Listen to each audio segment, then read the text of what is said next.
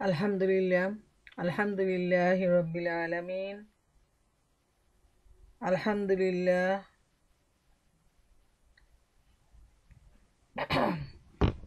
আল্লাহু আকবার কাবীরা আলহামদুলিল্লাহি কাসীরা সুবহানাল্লাহি বুকরাতাও ওয়া আসীলা রাব্বি ইশরাহ লি সাদরি ওয়া ইয়াসসির লি ওহলুল উকদাতাম মিন লিসানি ইয়াফকাহু কাওলি। আমার এই টেলিকনফারেন্সের প্রিয় মা ও বোনেরা, সবাইকে আসসালামু আলাইকুম ও রহমতুল্লাহ এবং অনেক অনেক শুভেচ্ছা। আল্লাহ সুবহানাহু ওয়া তাআলা আমাদের সবাইকে এই প্রোগ্রাম থেকে উপকৃত হওয়ার তৌফিক দান করুন এবং আমরা যেন খুব মনোযোগের সাথে এই প্রোগ্রামটা উপভোগ করি, বুঝার চেষ্টা করি এবং এর উপর আমল করি। আল্লাহ তাআলা আমাদের কবুল করুন, আমরা বলি আমিন। আজকে আমাদের আলোচনার বিষয় হলো হজের মর্মকথা। আমরা হজের উদ্দেশ্য কি, এর সওয়াব কি এবং একটা কবুলিয়ত সওয়াবের যে মর্যাদা আল্লাহ তাআলার কাছে কত বেশি, ইনশাআল্লাহ আমরা এ নিয়ে আলোচনা করার চেষ্টা করব। আল্লাহ সুবহানাহু ওয়া তাআলা আমাকে তৌফিক দান করুন। আমরা জানি ইসলামের 5টি গুরুত্বপূর্ণ পিলার, এর উপর বিশ্বাস স্থাপন করা প্রতিটি ঈমানদারের জন্য ফরজ। এই 5টি পিলারের অন্যতম গুরুত্বপূর্ণ পিলার হচ্ছে আল হজ। হজ শব্দের অর্থ হলো ইচ্ছা করা। হজ এমন একটা ইবাদত, যে ইবাদত রূহের সাথে যার সম্পর্ক রয়েছে শারীরিক শক্তির উপর এবং টাকা পয়সার উপর। এই তিনটার উপস্থিতি না হলে কেউ হজ সম্পাদন করতে পারবে না।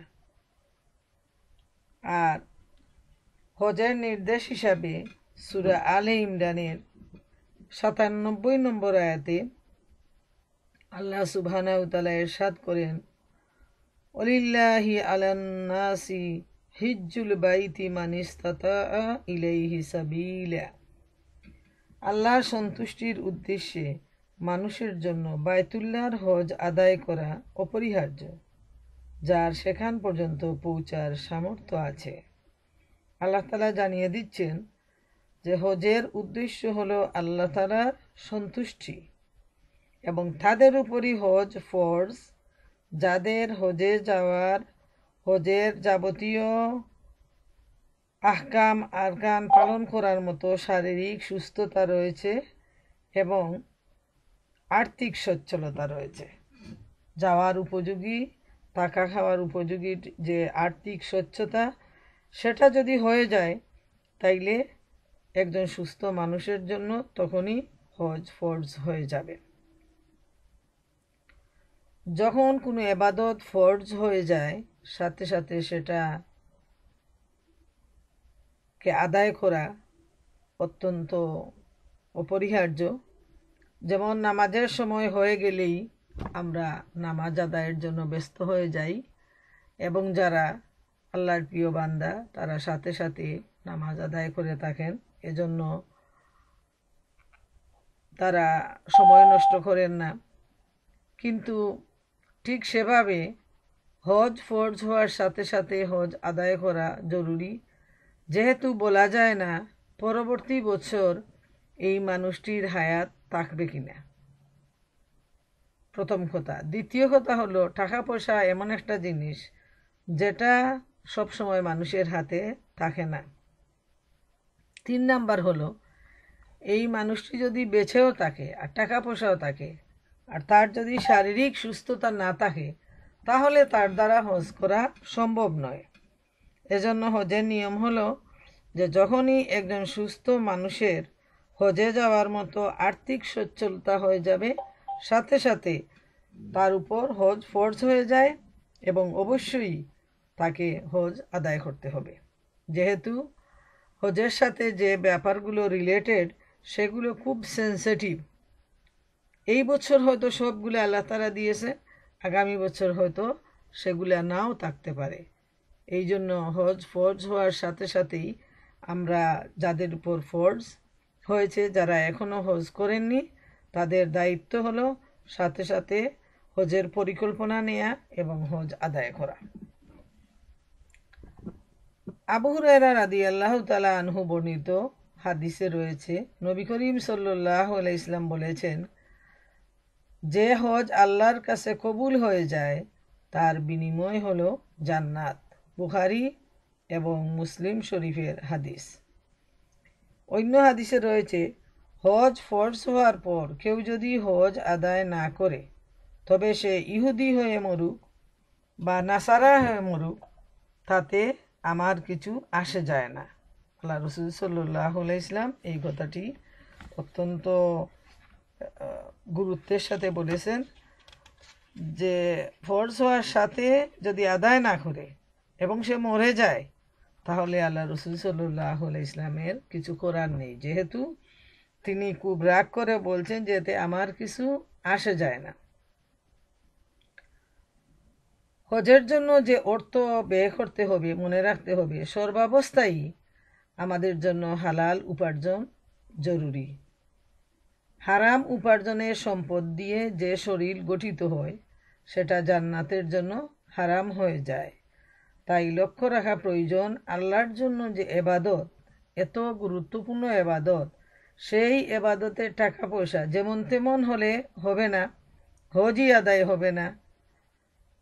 সেজন্য মনে রাখতে হবে সর্বাবস্থায় হালাল উপার্জন করতে হবে এবং হালাল উপার্জনের অর্থ দিয়ে হজ আদায় করতে হবে। নবী করিম সাল্লাল্লাহু আলাইহি ওয়াসাল্লাম বলেছেন, যে হারাম উপার্জনের টাকা দিয়ে হজে যায় আর বলে লাব্বাইকা আল্লাহুম্মা, তখন আল্লাহ বলেন লা লাব্বাইকা আল্লাহুম্মা, অর্থাৎ তোমার উপস্থিতি আমি চাই না, যেহেতু তোমার রক্ত মাংস হারাম। এই ব্যাপারটা কিন্তু আমাদের খুব গুরুত্ব সহকারে মনে রাখা প্রয়োজন। মহাগ্রন্থ আল কুরআনে আল্লাহ সুবহানাহু ওয়া তাআলা বারবার তাগিদ দিয়েছেন যাতে সুদ, ঘুষ এবং যাবতীয় হারাম থেকে ইমানদাররা বাঁচতে পারেন, এবং অল্প যদিও হয় আর হালাল উপার্জন হয় তাহলে এর মাধ্যমে দুনিয়া এবং আখেরাতে শান্তি পাওয়া যাবে, এতে কোনো সন্দেহ নাই। আল্লাহ রব্বুল আলামিন হজ ফরজ হওয়ার ব্যাপারে সূরা হজে আমরা দেখি আল্লাহ রব্বুল আলামিনের যে প্রথম যে নির্দেশ কাবা করে তৈরির ব্যাপারে, আল্লাহ তাআলা সূরা আল হজে ইরশাদ করেন, ওয়াইজ বাওয়ানা লিইব্রাহিমা মাকানাল বাইতি আল্লা তুশরিক বিশাইআন ওয়াতাহির বাইতিয়া লিত্তাইফিনা ওয়াল কাইমিনা ওয়া রুক্কাইস সুজুদ وأذن في الناس بالحج يأتوك رجالا وعلى كل ضامر يأتين من كل فج عميق। এর সাধ হলো, হে নবী স্মরণ করো যখন আমি ইব্রাহিমকে এ কাবাগর নির্মাণের জন্য স্থান ঠিক করে দিয়েছিলাম, তখন তাকে আদেশ দিয়েছিলাম আমার সাথে অন্য কিছুকে শরিক করো না। আমার এ ঘর তাদের জন্য পবিত্র রেখো যারা এর তওয়াফ করবে, যারা এখানে নামাজের জন্য দাঁড়াবে, রুকু করবে, সাজদা করবে।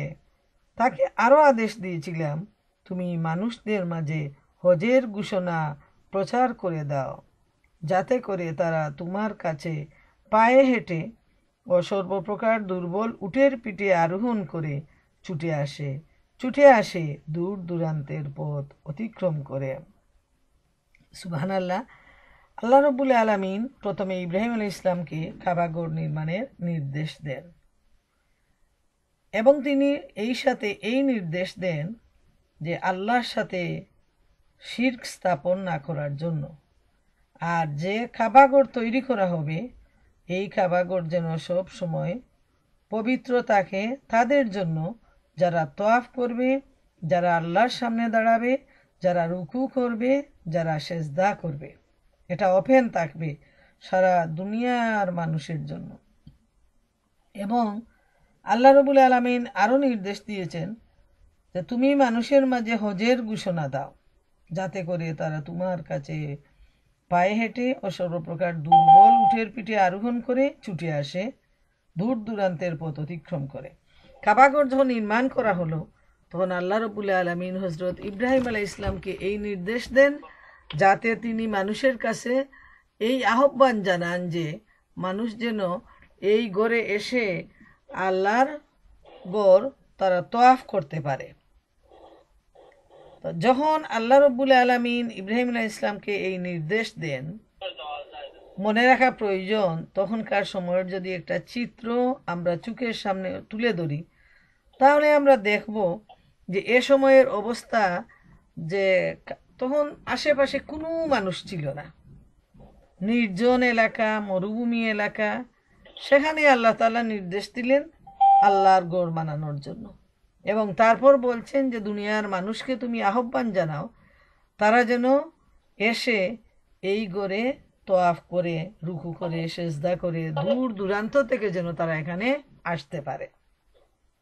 প্রিয় বোনেরা আমার, আমরা দেখি যে ইব্রাহিম আলাইহিস সালাম যখন আহ্বান জানালেন এবং সেই আহ্বান আল্লাহ তাআলা বাতাসের মাধ্যমে দুনিয়ার মানুষের কাছে পৌঁছায় দিলেন এবং তখন থেকেই হজের প্রচলন শুরু হয়ে গেল।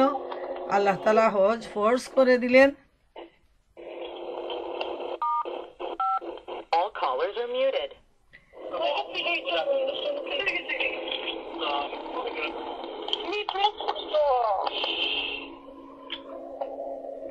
বুঝলাম না, আজকে কেউ দয়া করে কেউ ডিস্টার্ব করবেন না, কথা বলবেন না। আল্লাহ তাআলা আপনাদেরকে ভালো রাখুন। জাযাকাল্লাহু খায়রান। আপনারা আমাকে সহযোগিতা করুন। অত্যন্ত গুরুত্বপূর্ণ আলোচনা, দয়া করে আপনারা নীরবতা অবলম্বন করুন। এরপর আমরা দেখি যে আল্লাহর নবী ইব্রাহিম আলাইহিস সালাম যে আহ্বান জানালেন আল্লাহর হুকুমে, আজকে আমরা দেখি লক্ষ লক্ষ মানুষ এই হজের মধ্যে প্রতি বছর তারা যান। মুসলমানদের সবচেয়ে বড় সম্মেলন হলো এই হজ এবং সেখানে স্থান সংকুলান হয় না। প্রতি বছর সৌদি গভর্নমেন্ট এটাকে আরও বড় করে তারপর দোতলার ব্যবস্থা করেছে, অনেক সুযোগ সুবিধা দিয়েছে, এত বিল্ডিং, এত টাওয়ার, কিন্তু তারপরও সেখানে কুল নাই এই অবস্থা। সুবহানাল্লাহু তাআলা।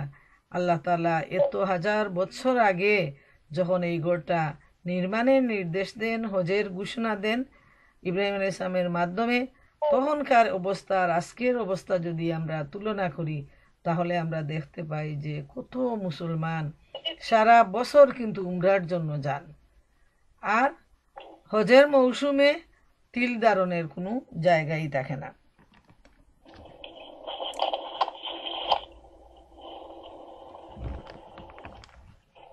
এরপর আমরা দেখি যে কিভাবে আমাদের কবুলিয়ত হজ আদায় করতে হবে। হজের প্রত্যেকটা দিক আমরা খুব সংক্ষেপে আলোচনা করার চেষ্টা করব।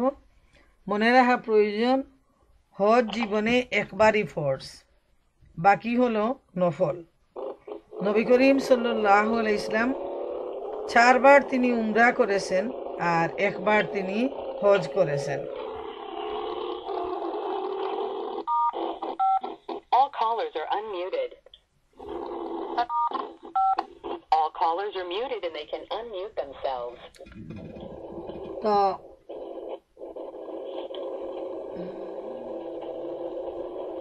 যারা একবার হজ করার পর সময় সুযোগে হজে যাবেন, মনে রাখবেন সেটা হলো নফল ইবাদত।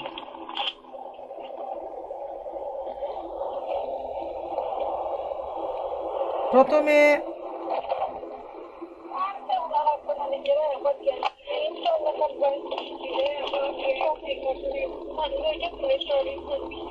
কে যেন আসলে বুঝলাম না, কে যে ডিস্টার্ব করতেছে ইচ্ছাকৃত ভাবে মনে হয়।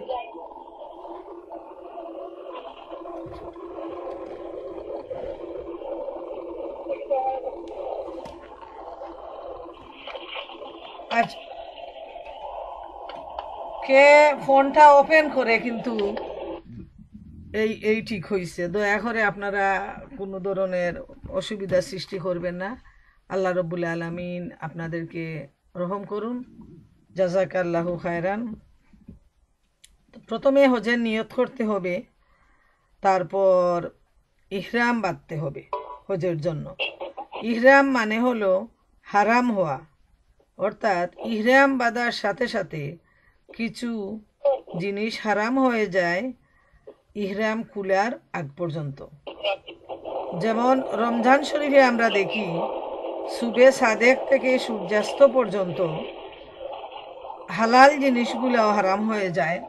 ঠিক তেমনি ইহরাম বাঁধার পর কিছু হালাল জিনিস ওই সময়ের জন্য হারাম হয়ে যায়। যেমন সুগন্ধি ব্যবহার হারাম, শিকার না করা ইত্যাদি। এমনকি নিজের শরীরের চুল উঠানো, একটা লোম খুব ইচ্ছা করে উঠানো, সেটাও কিন্তু নিষিদ্ধ। মনে রাখতে হবে সুগন্ধি সাবান, তেল, তারপর আতর, পারফিউম, এগুলা কিছু কিন্তু ব্যবহার করা যাবে না। আমাদের চোখে দেখেছি যে না জানার জন্য অনেকে এই সমস্ত জিনিস ব্যবহার করেন, অথচ ইহরাম বাঁধার পর থেকে ইহরাম খুলা পর্যন্ত এই সময়ের জন্য এই জিনিসগুলো ব্যবহার করা নিষিদ্ধ। এমনকি যদি উকুন মাথায় কামড় দেয়, সেটাকে উঠায়ে ফেলে দিতে হবে, কিন্তু মারা যাবে না। একটা পিঁপড়াও কিন্তু তার গায়ে হাত দেয়া যাবে না। এখান থেকে যেটা শিক্ষা, হজের শুরু থেকে শেষ পর্যন্ত এই ইবাদতের মধ্যে অনেক অনেক শিক্ষণীয় বিষয় রয়েছে। যেমন আল্লাহ রব্বুল আলামিন হাজিদেরকে যে প্রশিক্ষণটা দেন, সেটা হলো যে কোনো অবস্থায় যেন আমাদের দ্বারা কোনো অন্যায় সংগঠিত না হয়। আমরা যেন সর্বাবস্থায় সবর করতে পারি, ধৈর্য ধারণ করতে পারি। একজন ইমানদার মানুষ হিসাবে, আল্লাহর প্রিয় বান্দা হিসাবে আমাদের চরিত্র যেন এত সুন্দর হয় যে আমাদের উপর যে কোনো ধরনের বিপদ, মুসিবত, সমস্যা যাই আসুক, আমরা যেন সেটাকে সহজে সহ্য করে নিতে পারি এবং সর্বাবস্থায় যেন আমরা ধৈর্য ধারণ করতে পারি। এজন্য আল্লাহ তাআলা হাজিদেরকে ডেকে নিয়ে যে প্রশিক্ষণগুলা দেন, সেটার উদ্দেশ্য হলো যে ইহরাম বাঁধার সাথে সাথে আমি যে ট্রেনিংয়ের জন্য তৈরি হলাম, আল্লাহর একজন প্রিয় বান্দা এবং বান্দি হওয়ার জন্য, মুমেন হওয়ার জন্য, আমি সিরাতুল মুস্তাকিমের পথে চলার জন্য যে ট্রেনিংটা আমাকে দেয়া হচ্ছে হজের মাধ্যমে, তার প্রতিটা পদক্ষেপই হলো অত্যন্ত গুরুত্বপূর্ণ। তাই এখানে যে বিষয়গুলোকে নিষিদ্ধ করা হয়েছে, এটা আল্লাহ তাআলা আমাদেরকে ট্রেনিং দিতে চান যে আমরা যেন কোনো অবস্থায় আল্লাহর অবাধ্য না হই। প্রথম কথা হলো যে হালালকেও হারাম করে দেয়া হয়েছে। 2 নাম্বার যেটা, সেটা হলো যে আমাদের দ্বারা যেন কোনো ধরনের অন্যায় সংগঠিত না হয়, সেজন্য আমরা ট্রেনিং নিলাম যে মাথায় উকুন কামড়ালেও আমরা তাকে মারব না। এই যে সবরের ট্রেনিং। যদি বিষাক্ত কোনো বিচ্ছু, সাপ এ ধরনের কিছু হয়, তাহলে আত্মরক্ষার জন্য সেটাকে মারা যাবে, কিন্তু বাদ বাকি কোনো আক্রমণাত্মক ভূমিকা পালন করা যাবে না। এরপর সেখানে ঝগড়াঝাটি, তারপর পরনিন্দা, গালিগালাজ, এগুলা যদি কেউ করে, তাহলে হজের যে উদ্দেশ্য সেটা নষ্ট হয়ে যাবে। যেভাবে রমজান শরীফে রোজা থাকার পর কেউ যদি গীবত করে, অন্যায় করে, ঝগড়া করে, তাহলে হাদিস শরীফে আসছে যে নবী করিম সাল্লাল্লাহু আলাইহি ওয়াসাল্লাম বলেছেন যে রোজা থাকার পরও এই কাজগুলা করবে, তার রোজায় আল্লাহর কোনো প্রয়োজন নাই। ঠিক সেভাবে একজন হাজি যদি হজে গিয়ে ঝগড়া ফসাদ অন্যায় ও বিচার করে পরনিন্দা করে তাহলে তার হজের উদ্দেশ্য ব্যাহত হবে এবং তার হজটা ডিসেবল হয়ে যাবে। এবং মনে রাখা প্রয়োজন যে সেখানে এত বেশি মানুষের ঢেউ, যেন প্লাবন উঠেছে এইভাবে, সেখানে ধাক্কাধাক্কি করা, সেখানে মানুষের সাথে মানুষের ঠেস লাগা, সামনে যাওয়া, প্রতিযোগিতা করা, এগুলা যারা অবুঝ মানুষ তারা এগুলা করে থাকে। সেজন্য যাদের জ্ঞান আছে, বুদ্ধি আছে, যারা পড়াশোনা করেন, ইলিম অর্জন করেন, তাদের দায়িত্ব হলো যে কোনো পরিস্থিতিতে নিজেকে সামলায় নেয়া। এটাই হলো সবর, এটাই হলো ধৈর্য। এই ব্যাপারটা কিন্তু খুব লক্ষ্য রাখতে হবে। প্রথম থেকে শেষ পর্যন্ত কিন্তু ধৈর্যের একটা বড় ধরনের পরীক্ষা দিতে হয় হাজিদেরকে। তারপর একটা বিষয় যেটা আমরা যখন হজের জন্য প্রস্তুতি নিয়ে যখন মিনায় যাওয়া হয়, মিনা থেকে তারপর আরাফাতের ময়দান, আরাফাত থেকে তারপর মুজদালিফা, তারপর আবার মিনায় ফিরে আসা, আবার মক্কায় গিয়ে তোয়াফ করা, এই হজের যে কর্মসূচিগুলো এগুলো মানে খুবই গুরুত্বপূর্ণ এবং একটার পর একটা করতে হয়। সেজন্য এই 2 দিনের ভিতরে এত বেশি কাজ করতে হয় হাজিদেরকে যে সেখানে শারীরিক সুস্থতা, মনোবল খুব বেশি প্রয়োজন। এবং প্রতিটা মুহূর্তে লক্ষ্য রাখতে হবে যে আল্লাহ সুবহানাহু তাআলার নির্দেশ, যে সিস্টেমগুলো একের পর এক করতে হচ্ছে, প্রতিটাই হচ্ছে আমাদের জন্য একটা বড় ধরনের শিক্ষা। যেমন পুরুষরা সেলাইবিহীন কাপড় পরবে, খালি পায়ে চলাফেরা করবে। এর মানে হলো এই দুনিয়ার জীবনে আমরা মুসাফির। হজ থেকে কিন্তু সবচেয়ে বড় যে শিক্ষাটা, মুসাফিরি শিক্ষাটা এখানে নেওয়া হয়। আমরা কিন্তু অন্য সময়ে যদিও আমরা হাদিস পড়ি, যদিও আমরা আলোচনা করি যে আমরা এই দুনিয়ার জীবনে মুসাফির, কিন্তু তার বাস্তব প্রশিক্ষণ আমরা নিতে পারি না। একমাত্র হজের সময় এর বাস্তব প্রশিক্ষণ হাতে কলমে আমরা পেয়ে যাই। যে পুরুষরা সেলাইবিহীন কাপড় পরেন, সাদা কাপড় পরেন, এর মানে হলো যে আমি অতি সাধারণ, আমি একজন মুসাফির, আমার কোনো অহংকার নেই, কোনো বড়ত্ব নেই, আমি আল্লাহর এক গুলাম। আর মহিলাদেরকে, যেহেতু মহিলাদের পর্দার প্রশ্ন, এই জন্য তাদেরকে ডুলা ডালা কাপড় পরতে হবে এবং যে কোনো রং চয়েস করতে পারেন, হালকা রংটাই উত্তম। সতরের জন্য তাদেরকে এই ধরনের ড্রেসের ব্যবস্থা দেওয়া হয়েছে। আর পুরুষদেরকে যে কাফনটা নিয়ে আমরা দুনিয়া থেকে বিদায় হব, সেই কাফনের কাপড় পরিহিত অবস্থায় ট্রেনিং দেয়া হচ্ছে যে আমরা মুসাফির, অতি অল্প সময়ের জন্য, ক্ষণস্থায়ী জীবনের সময়ের জন্য আমরা এই পৃথিবীতে আসছি। এই ট্রেনিংটাই পোশাকের মাধ্যমে প্রত্যেক হাজিকে দেয়া হয় এবং হাজির মাধ্যমে সারা দুনিয়ার মুসলমানদেরকে এই শিক্ষাটা দেয়া হয় যে আমরা এই দুনিয়ার জীবনে মুসাফির, আমাদের অহংকার নেই, আমাদের বড়ত্ব নেই, আল্লাহর বান্দা হিসাবে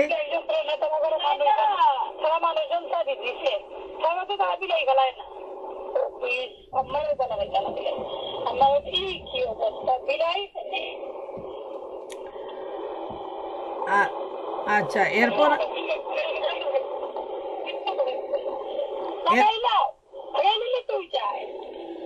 পুরা প্রোগ্রামটাই নষ্ট। একজন বোন একটু ঘোষণা দেন তো।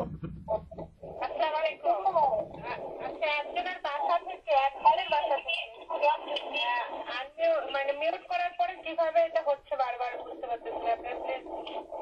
অত্যন্ত গুরুত্বপূর্ণ একটা আলোচনা হচ্ছে। আপনারা দয়া করে যদি না শুনতে চান অফ করে দেন, অফ করে দেন। আপনাদের শুনতে হবে না, কিন্তু আমাদেরকে সাহায্য করেন প্লিজ।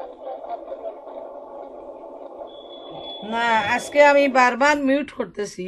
আমার মনে হয় উনারা কোনোভাবে আনমিউট করে উনারা কথা বলতেছেন এবং আমি নিজে মানে গলার আওয়াজটা বাড়তে গিয়ে আমার নিজেরই কষ্ট হচ্ছে, আর শ্রোতারা তো ভালোভাবে শুনতেই পারতেছেন না।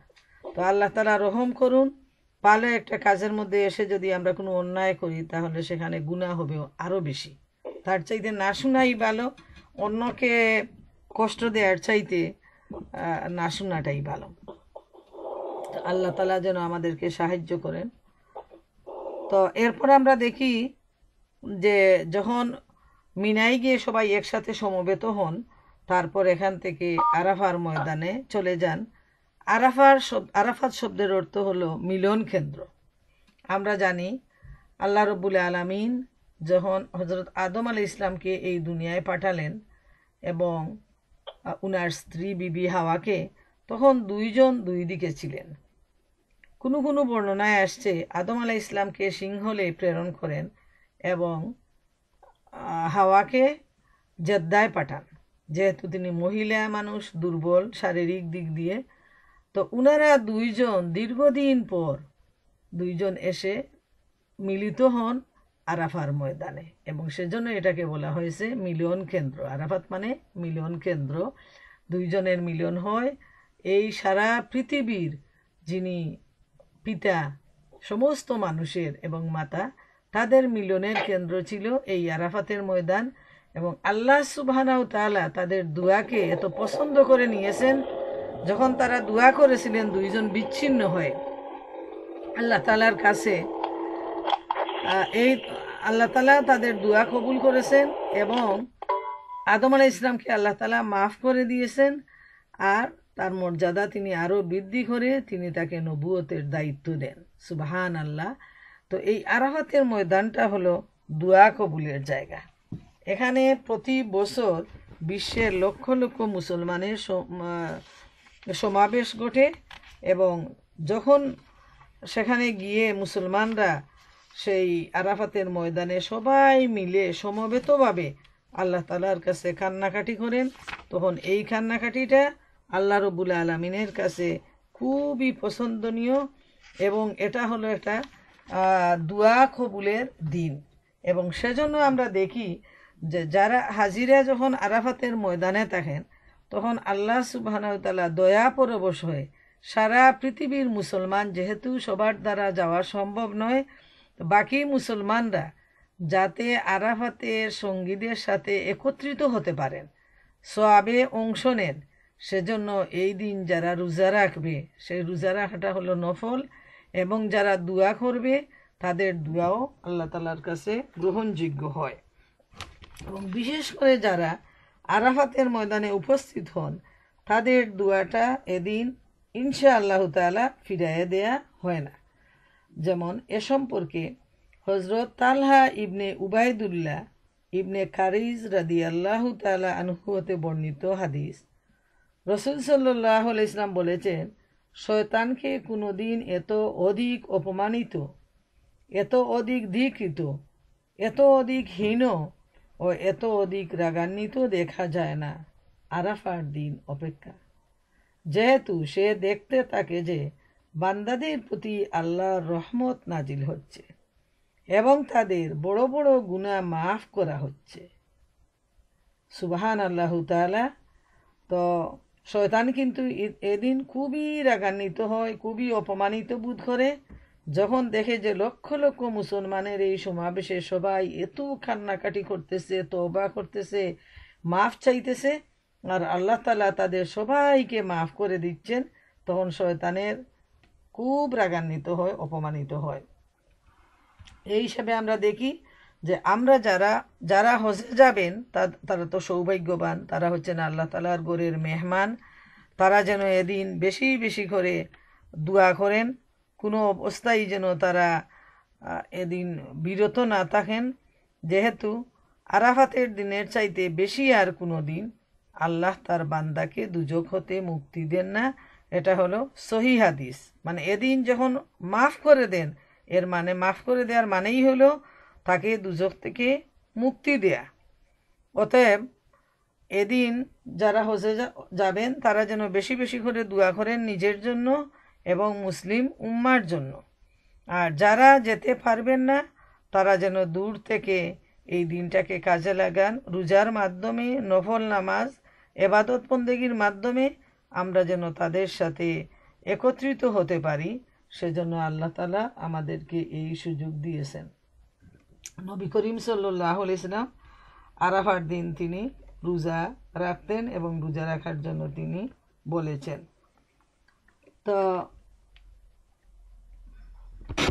এখন আমরা আসি যে হজের আগে যারা হজে যাবেন তারা প্রতিটি বিষয়ে যেন লক্ষ্য রাখেন। যখন আরাফাতের ময়দান শেষ হয়ে গেল তখন এখান থেকে মুজদালিফায় অবস্থান করবেন রাতের বেলা। আরাফাত পর্যন্ত আমরা দেখি মোটামুটি টেন্ট দেয়া হয় এবং বর্তমানে কিন্তু আরও অনেক বেশি সুযোগ সুবিধা বাড়ানো হয়েছে। যারা যত বেশি টাকা খরচ করতে পারেন তাদের জন্য তত বেশি সুযোগ সুবিধা। কিন্তু একমাত্র একটা জায়গা এখনও সেই সুন্নতের অবস্থায় রয়েছে, সেটা হলো মুজদালিফা। সেখানে রাত অবস্থান করা খোলা আকাশের নিচে, এটাই হলো সুন্নত। সেখানে শয়তানকে যে পাথর মারতে হয় ওই সময় কিন্তু ওই পাথরগুলা কুড়াতে হয়। আর সেখান থেকেই সঠিক শিক্ষা নেওয়া যায় যে সবাই কিন্তু ধনী, মনে রাখবেন ধনী মানুষের উপরই হজ ফরজ। যারা এত মুলায়েম বিছানায় ঘুমান, এসির মধ্যে ঘুমান, অনেক আরামে আয়েসে, আল্লাহ তাআলা তাদের সবাইকে নিয়ে সেই খোলা ময়দানে আকাশের নিচে আর জমিনের উপর রাত অবস্থান করে এই প্রশিক্ষণটা দেন যে তুমি আল্লাহর বান্দা, তুমি আল্লাহর গোলাম, আল্লাহর হুকুম পালন করা সর্বাবস্থায় তোমার উপর জরুরি। অতএব তুমি এখান থেকে শিক্ষা নিয়ে তোমার বাকি জীবন এইটাই তোমার মনের মধ্যে দৃঢ়ভাবে রাখবে যে তুমি এই দুনিয়ায় মুসাফির হিসাবে আখিরাতের পাথেও সঞ্চয় করাটা হলো তোমার জন্য সবচেয়ে বড় কাজ। দুনিয়াটা হলো তোমার জন্য ফসল ফলানোর জায়গা, আর আখিরাতটা হলো সেখান থেকে ফসল বুক করার জায়গা। অতএব হজের মাধ্যমে যে মুসাফিরি জিন্দেগি, এই জিন্দেগির শিক্ষা নিতে হবে আমাদেরকে।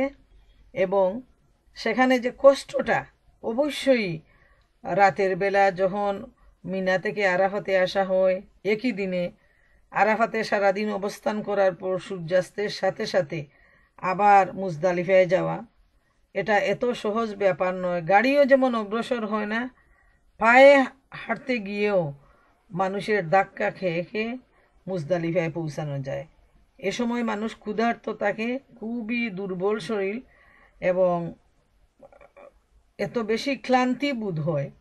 কিন্তু সেই সময়ে সবর যে জিনিসটা, সেটা যদি সবাই এই যে সবরটা নিয়ে আসেন মনের ভিতরে, যে আমি আমার আল্লাহর সন্তুষ্টির জন্য এখানে আমি প্রশিক্ষণ নিতে আসছি, তখন মনের ভিতরে যে একটা শক্তি সাহস সঞ্চয় হয়, সেটা কিন্তু যাদের ভিতরে সবর নেই তারা কিন্তু সেটা বুঝতে পারবেন না। এই আরাফা মুজদালিফায় অবস্থান করেও অনেকে খুব রাগ করেন, অনেকে গুসা করেন, অনেকে ঝগড়া করেন, কিন্তু এটা কোনো অবস্থায় শুভনীয় নয়, উচিত নয়। এবং হজের মতো এত গুরুত্বপূর্ণ ইবাদত তখন নষ্ট হয়ে যাবে এবং শয়তান এসে তাকে আরও বেশি প্ররোচনা দিয়ে তার পুরা আমলটা, ইবাদতটাই তখন নষ্ট করে দিবে। তাই এই ব্যাপারটি খুবই লক্ষ্য রাখতে হবে যারা হজে যাবেন তাদের সবাইকে। এরপর রাত অবস্থান করে ফজরের সময় আবার ফজরের পর সবাই মিনায় গিয়ে যান। এবং এই দিনটা হলো খুবই পরিশ্রমের দিন। একই দিনে শয়তানকে পাথর নিক্ষেপ করতে হয়, তারপর আবার চুল কাটা, কুরবানি দেয়া, আবার এই দিন হলো ফরজ তাওয়াফ। বাকি যতদিন তোয়াফ করা হয় সেগুলো হলো নফল তোয়াফ। আর হজের দিন যে তোয়াফটা সেটা হলো ফরজ তোয়াফ। এজন্য একই সাথে প্রচুর মানুষের সমাগম ঘটে। তাই স্বাস্থ্যের দিকে লক্ষ্য রাখতে হবে এবং ধীরে স্থিরে একের পর এক সবগুলো কাজ করে যেতে হবে। যখন শয়তানকে মারতে যাবেন তখন মনে রাখবেন, যারা ভবিষ্যতেও যাবেন, আমরা যারা এই আলোচনায় শরীক হওয়ার তৌফিক আল্লাহ তাআলা দিয়েছেন, এটা বাহ্যিকভাবে আমরা শয়তানকে পাথর নিক্ষেপ করি, কিন্তু এই পাথর নিক্ষেপ করার মাধ্যমে নিজের নফসের কুপ্রবৃত্তি দূর করা, নিজের নফসের শয়তানকে ধ্বংস করাই হলো আসল উদ্দেশ্য। এই যে তিনটা জায়গা ইব্রাহিম আলাইহিস ইসলামকে শয়তান ধোঁকা দেওয়ার চেষ্টা করেছিল, কিন্তু তিনি সফল হয়েছিলেন, বিজয়ী হয়েছিলেন। এবং সেজন্য সেই স্মৃতি রোমন্থন করে সারা কিয়ামত পর্যন্ত যত হাজি হজ করতে যাবেন সবাই সেখানে গিয়ে 3 দিন পাথর নিক্ষেপ করবেন শয়তানের উদ্দেশ্যে। এবং মূল উদ্দেশ্য হলো নিজের অন্তরের শয়তানকে ধ্বংস সাধন করা। যে কোনো সময় মানুষের রাগ, গুসা, অন্যায়, অবিচার, চুরি, ডাকাতি, দর্শন, বেবিচার, খুনাখুনি, অনেক কিছু, অনেক পাপে মানুষ ডুবে যায় এবং এগুলো সব শয়তানের কাজ। তাই মনে রাখতে হবে যে এই পাথর মারার উদ্দেশ্য হলো নিজের নফসের শয়তানকে ধ্বংস করে দেয়া এবং এই শিক্ষা নিয়ে বাকি জীবন চলা। অতএব শয়তানকে মারতে গিয়ে যারা পা থেকে স্যান্ডেল ছুঁড়ে দেন, রাগের মাথায় অনেক কিছু করে বসেন, এটা মোটেই উচিত নয়, এটা হলো বোকামি। শয়তানকে যখন মারবেন তখন মনে মনে এটাই রাখবেন যে আল্লাহ, তুমি আমার নফসের শয়তানকে ধ্বংস করার শক্তি আমাকে দান করো। শয়তান যেন আমাকে প্ররোচনা দিয়ে অন্যায়ের দিকে নিয়ে যেতে না পারে। আমি যেন তোমার বান্দা হয়ে আমার জীবন পরিচালিত করতে পারি সিরাতুল মুস্তাকিমের পথে, সাওয়া উসাবিলের পথে। এটাই যেন হয় আমাদের সকলের মনের একমাত্র কামনা। এরপর আমরা দেখি যে শয়তান 3 দিন পাথর মারতে হবে শয়তানকে। এরপর আসে সাফা ও মারোয়া সাই। সাফা ও মারোয়া সাইয়ের যে ঘটনাটা সেটাও কিন্তু অনেক বড়। তো আমি খুব সংক্ষেপে বলতে যাচ্ছি যে আল্লাহ রসুল ইব্রাহিম আলাইহিস ইসলাম যখন তার বিবি হাজেরাকে এবং শিশুপুত্র ইসমাইলকে আল্লাহর হুকুমে এই মরু প্রান্তরে তিনি নির্বাসিত করে গেলেন, তখন অরণ্য মরুভূমি জনমানবহীন প্রান্তরে মা ও শিশুর জন্য কোনো খাবার ছিল না, পানীয় ছিল না। সাথে যে অল্প কিছু ছিল সেগুলো তো 2-1 দিনের ভিতরেই শেষ হয়ে গেছে। এ অবস্থায় বুকের দুধ টেনে টেনে শিশু সন্তান, মানে মুখে মায়ের রক্ত আসছে বুক থেকে, কিন্তু দুধ তো শুকায় গেছে, মাও ক্ষুধার্ত, সন্তানও ক্ষুধার্ত। এই অবস্থায় মায়ের মন সন্তানের জন্য অস্থির হয়ে গেল। তিনি বর্তমান জমজম কূপ যেখানে রয়েছে সেখান থেকে সাফা এবং মারোয়া যে 2টা পাহাড়, এখন তো সেটার সঠিক চিহ্নই বোঝা যায় না, কিন্তু যদি আমরা মনের পর্দায় সেই চিহ্নটা পিকচারটা তুলে আনি তাহলে দেখা যাবে যে কত উপরে ছিল সাফা এবং মারওয়া আর কত নিচে ছিল ওই পাহাড়ের সেই জমজম কূপের জায়গাটা, যেখানে বিবি হাজেরা তার ছেলে সন্তানকে রেখে আর সাফা মারওয়ায় দৌড়াতে থাকলেন এবং 2 পাহাড়ের পাদদেশে উঠে তিনি দূরে লক্ষ্য করতেন কোথাও কোনো ব্যবসায়ী কাফেলা যাচ্ছে কিনা, যাতে তাদের কাছ থেকে তিনি একটু হলেও একটু পানি বা খাবার চেয়ে নিতে পারেন, যাতে তার এই শিশুটাকে তিনি রক্ষা করতে পারেন। এইভাবে যখন তিনি 7 বার চক্কর দেওয়ার পর তার মন অস্থির হয়ে গেল যে শিশুটি এখনো বেঁচে আছে কিনা। সেজন্য 7 চক্করের পর তিনি দৌড়ায় আসলেন শিশুর কাছে। এসে দেখেন তার পাশেই খুব সুন্দর একটা ঝর্ণার মতো ফুয়ারা দিয়ে পানি বের হচ্ছে। সুবহানাল্লাহ তাআলা, এটা বিবি হাজেরার সবরের অ্যাওয়ার্ড। আল্লাহ রব্বুল আলামিন তার এই সবরকে এত পছন্দ করেছেন যে তিনি জিবরাইল আমিনের মাধ্যমে সেখানে একটা ঝর্ণা দিয়েছেন, যেটা জমজম কূপ হিসাবে পরিচিত।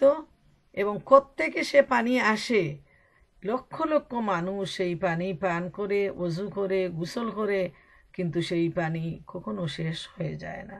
সুবহান আল্লাহ। বিবি হাজেরার সবরের যে প্রতিফলটুকু, এটা তার রেজাল্ট দুনিয়ায় আল্লাহ তাআলা দিয়েছেন এবং তাকে এত সম্মানিত করেছেন যে হাজিরা যখনই সেখানে যাবে, উমরা করুক আর হজ করুক, সাই করা তাকে করতেই হবে, সেটা হলো ওয়াজিব। এবং এই সাই হলো বিবি হাজেরার স্মরণে, এবং এটা হলো তার জন্য এত বড় একটা সম্মান। আর বিশ্বের হাজিদের জন্য এটা হলো চরম শিক্ষা, সবর এবং ধৈর্য ধারণের। কোন অবস্থায় কিভাবে একজন মহিলা জনমানবহীন প্রান্তরে, পানি নেই, খাবার নেই, ছোট্ট একটা শিশু, দুধের শিশু, তিনি সবর করে আছেন যে এটা আমার আল্লাহর হুকুম, আল্লাহর হুকুমেই স্বামী আমাকে এখানে রেখে গেছেন, অতএব সবরের সাথেই এর মোকাবিলা আমাকে করতে হবে। এবং তিনি তার সবরের যে পরীক্ষা দিয়েছেন, পরীক্ষায় তিনি সফল হয়েছেন এই সবরের পরীক্ষায়। সুবহান আল্লাহ তাআলা। এবং বিশ্ব মুসলমানের জন্য, হাজিদের জন্য এই সবরের যে দৃষ্টান্ত তিনি রেখে গেছেন, প্রতি বছর লক্ষ লক্ষ হাজি যারা উমরা করেন, হজ করেন, তারা এখানে গিয়ে বিবি হাজেরার এই যে প্রশিক্ষণটা, সবরের যে প্রশিক্ষণ, সেটা সবাই এখান থেকে নিয়ে আসেন। তো এটা যদি আমরা মনে রাখি এবং সেই মন মানসিকতা নিয়ে যদি সাফা মারওয়ায় সাই করেন, তাহলে ইনশাআল্লাহ আল্লাহ তাআলা সমস্ত হাজিদেরকে মাফ করে দিবেন। আবার তিনি মাফ করার সাথে সাথে তিনি সবাইকে সবরের যে প্রশিক্ষণটা, সেটাও তার অন্তরে নিয়ে আসবেন। তো প্রিয় বোনেরা আমার, মনে রাখা প্রয়োজন যে সাফা মারওয়ার সাই শুধু দৌড়ানো নয়, বরং মনে আনতে হবে যে এত দূর, প্রায় 2.5 মাইল জায়গা হবে 7 চক্করে, এবং বর্তমান সময়ে যেখানে পিচ ডালা রাজপথ, চতুর্দিকে এসি ফ্যান চলতেছে, এত আরাম আয়েসে দৌড়ায়ও আমরা কুলায় উঠতে পারি না। কিন্তু তখনকার সময় এই যে রাস্তাটা কতটুকু চড়াই উতরাই ছিল, সেখানে বালি, নুড়ি পাথর, চড়াই উতরাই, উঁচু নিচু, এই অবস্থায় একজন মহিলা হয়ে তিনি কিভাবে তার ধৈর্যের পরীক্ষায় সফলতা লাভ করলেন। সুবহানাল্লাহ তাআলা। আমরাও যেন মহিলা হয়ে বিবি হাজেরাকে অনুসরণের মাধ্যমে, তারই পদাঙ্ক অনুসরণ করে আমরাও যেন সবরের মালা পড়তে পারি। আল্লাহ তাআলা আমাদের সবাইকে সেই তৌফিক দান করুন। তো এরপর যেটা আমরা সাইও হয়ে গেল, এরপর আসে কুরবানির পালা। তো কুরবানি যেটা, সেটা এখন যে ইলেকট্রনিকের মাধ্যমে দিয়ে দেয়া হয়, টাকা পয়সা দিয়ে দিলেন এবং তারা বলে দিল যে এই সময় দেয়া হবে, তখন তার কুরবানিটা হয়ে গেল। কুরবানির উদ্দেশ্য হলো পশু কুরবানির মাধ্যমে একদিকে আর্থিক কুরবানি দেয়া, আর অন্যদিকে নিজের নফসকে জবাই করা। নফসই মানুষকে কুমন্ত্রণা দেয়। নফসের কথা যখন মানুষ উঠা বসা করে, তখন তার লোভ, অন্যায়, অবিচার সবগুলো মাথা ছাড়া দিয়ে ওঠে। এই নফসকে ধ্বংস করতে না পারলে বিবেক জাগ্রত হবে না। আর বিবেককে শক্তিশালী করার জন্য, জাগ্রত করার জন্য মজবুত ইমানের প্রয়োজন, জ্ঞানের প্রয়োজন, ইলমের প্রয়োজন, আমলের প্রয়োজন। তাই আমরা যত বেশি জ্ঞান অর্জন করব, ততই আমাদের বিবেক জাগ্রত হবে এবং তখন আমাদের নফসটা দুর্বল হয়ে যাবে। নফসকে আমরা অতি সহজে ধ্বংস সাধন করতে পারব।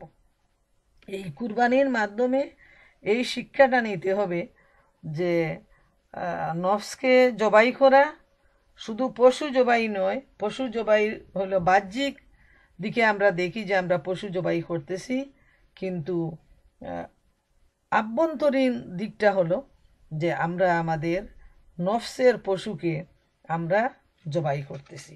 প্রতি বছর কিন্তু আমরা যারা হজে যান এবং যারা দেশেও থাকেন, যাদের অন্তত একটা ছাগল কুরবানি দেওয়ার মতো সামর্থ্য আছে, তারাও কিন্তু কুরবানি দেন। এবং এই কুরবানি থেকে এই শিক্ষাই নেওয়া হয় যে আমরা যেন আমাদের নফসের পশুত্বকে আমরা যেন জবাই করে তাকে ধ্বংস সাধন করি, যাতে সে আমাদের আমলকে নষ্ট করতে না পারে, সে আমাদেরকে পাপের দিকে নিয়ে যেতে না পারে। এখন কিছু পরামর্শ, হয়তো কিছু বোনেরা যারা হজে যাবেন তারা এই লাইনে আছেন, তো সবার জন্য এবং যারা হজে যাবেন না আগামীতে যাবেন সবার জন্য এই পরামর্শ যে সুস্থ শরীরটা হলো সবচেয়ে বড় নিয়ামত এবং হজের জন্য সুস্থতা অত্যন্ত প্রয়োজন।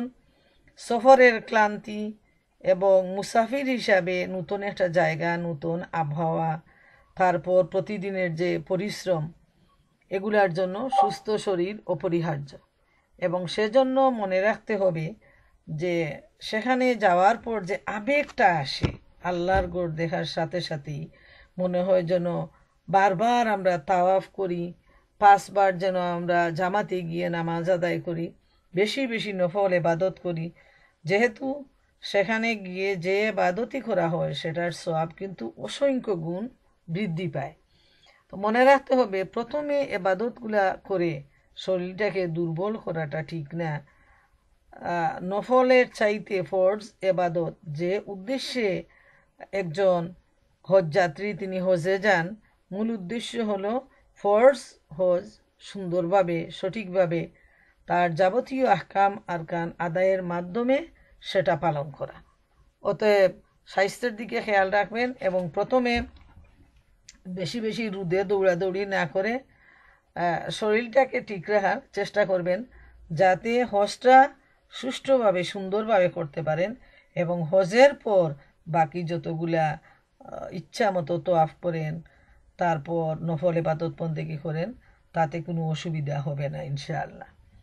বেশি করে জমজমের পানি পান করা প্রয়োজন। জমজমের পানি পান করার সময় দোয়া করতে হবে, একটা বিশেষ দোয়া রয়েছে হজের বইতে পাবেন, এবং মনের আশা পূরণ করার জন্য, বিপদ মুসিবত দূর হওয়ার জন্য নিয়ত করে এই পানিটা পান করবেন। এই পানির মধ্যে কিন্তু বৈজ্ঞানিক পরীক্ষা নিরীক্ষার মাধ্যমে দেখা গেছে যে অনেকগুলো উপাদান রয়েছে। এটা ঔষধের মতো হলো এই পানি, বিভিন্ন ধরনের রোগ ও দূর করে থাকে। বেশি পানি পান করা স্বাস্থ্যের জন্য প্রয়োজন।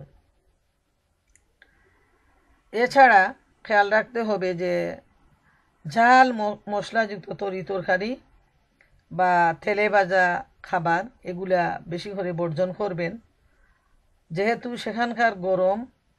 এই গরমে কিন্তু নতুন আবহাওয়ায় বেশিরভাগ সময় মানুষের আমাশয় আর পেটে নানা ধরনের সমস্যার সৃষ্টি হয়।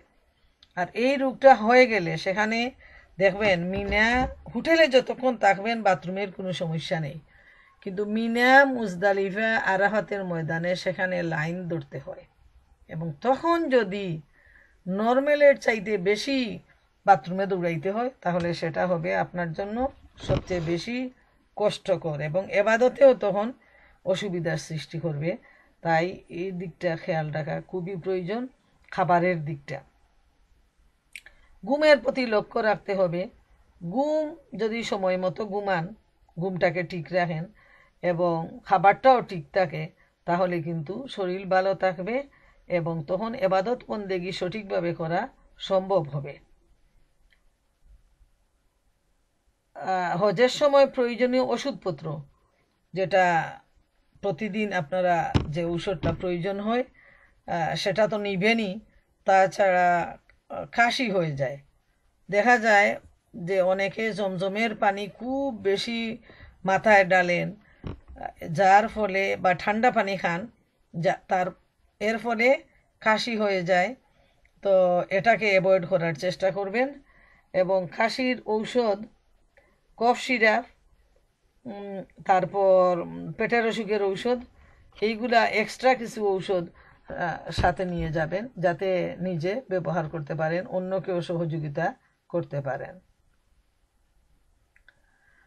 এখন আমি আসি দোয়া কবুলের জায়গাগুলো।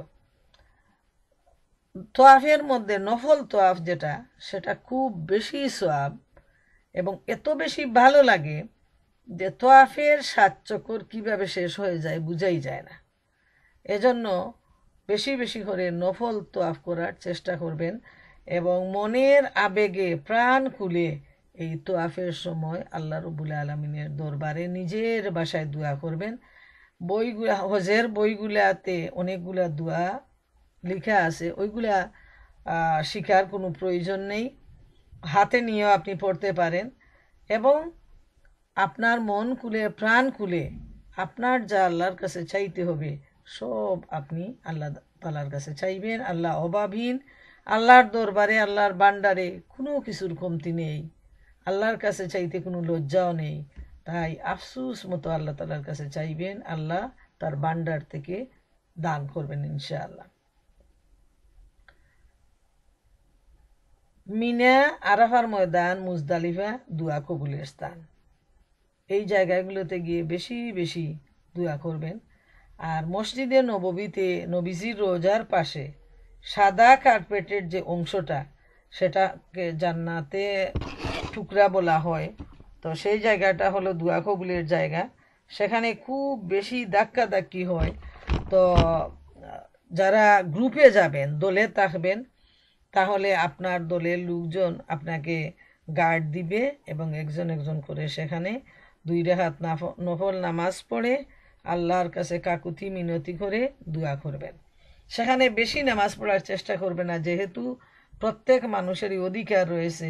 একজন যদি সেখানে 8-10 রাকাত নামাজ পড়তে যায় তাইলে অন্যজনের অধিকার নষ্ট হয়, তাই সেদিকেও লক্ষ্য রাখবেন এবং সেটা হলো অনেক সওয়াবের কাজ। অন্য মুসলমানকে প্রাধান্য দেওয়াটা হলো মুমিনের কাজ এবং সেই দিকটা যেন আমরা সব সময় লক্ষ্য করি। যে কোনো ইবাদত বন্দেগীতে, যে কোনো কাজে আমরা যেন অন্যকে অগ্রাধিকার দেওয়ার চেষ্টা করি। আর একটা বিষয়, হজরে আসওয়াদকে চুমু দেয়া, তো এটা ফরজ নয়। নবী করিম সাল্লাল্লাহু আলাইহি সাল্লাম চুমু দিয়েছেন এবং চুমু দিয়ে শুরু করতে হয়, তো সেজন্য কাছে যেতে হবে না, দূর থেকে নিয়ত করে নির্দিষ্ট জায়গায় দাঁড়িয়ে যেখানে তোয়াফ শুরু করবেন সেখানে হাতের ইশারা দিয়ে চুমু দিয়ে তোয়াফ শুরু করবেন এবং একটিবার সেই কালো পাথরকে ধরা এবং ফিজিক্যালি চুমু দেওয়ার জন্য কোনো অবস্থায় চেষ্টা করা উচিত নয়। পুরুষরাও সেখানে গিয়ে নাক মুখ ফাটায় ফেলেন, রক্ত পড়ে, আর মহিলাদের তো একটা পর্দার প্রয়োজন। তারপর হলো ধাক্কাধাক্কি করা, সেখানে খুবই কষ্টকর ব্যাপার এবং মারাত্মক অ্যাক্সিডেন্ট হওয়ারও সম্ভাবনা। তাই ধাক্কাধাক্কি না করে দূর থেকে সেটা করবেন। আর হযরত ওমর রাদিয়াল্লাহু তাআলা আনহু হজরে আসওয়াদকে লক্ষ্য করে বলেছিলেন, তুমি একটি পাথর ছাড়া আর কিছু নও, আমি আমার নবীকে চুমু দিতে দেখেছি বলে তোমাকে আমি চুমু দিলাম। এটা হলো সুন্নতের অনুসরণ। আমি বুঝি আর না বুঝি, ভালো লাগুক আর নাই লাগুক, কোনো যুক্তি থাকুক আর নাই থাকুক, চোখ বন্ধ করে আমরা নবীর ইত্তেবা করব এবং হাতের ইশারা দিয়েই সেই কাজটা সম্পাদন করার চেষ্টা করবেন, দৌড়াদৌড়ি করবেন না। তো প্রিয় বোনেরা আমার, আমি এতক্ষণ আপনাদের সামনে হজের যে মর্মকথা, হজের গুরুত্ব, হজের নিয়মকানুন এ নিয়ে আলোচনা করলাম। যদি কোনো ভুল ভ্রান্তি হয়ে থাকে আল্লাহ সুবহানাহু ওয়া তাআলা আমাকে মাফ করুন এবং যে সঠিক বিষয়গুলো সেগুলোর উপর আমাদের সবাইকে, বিশেষ করে যারা হজে যাবেন তাদেরকে আমল করার তৌফিক দান করুন। আল্লাহ রব্বুল আলামিন যারা হজে যাবেন তাদের সাথে তাদের সবাইকে, সবার কাছে আমাদের অনুরোধ যে আমাদের জন্য সবাই দোয়া করবেন, আল্লাহ তাআলা যেন আমাদেরকে আল্লাহর গড় দেখার তৌফিক দান করেন বারবার, আর আমাদেরকে গুনাহ মাফ করে দেন। তো